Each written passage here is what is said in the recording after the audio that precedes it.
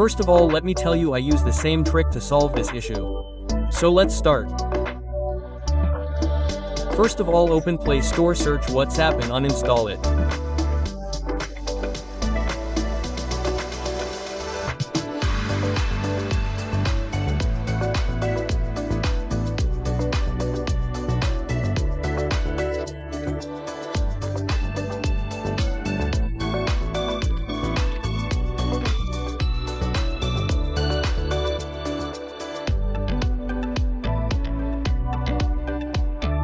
After installing, go to your store and search for WhatsApp folder version. Now click on second link, download any one. After downloading, you may try the same. The issue may be resolved 100%. Thanks for watching.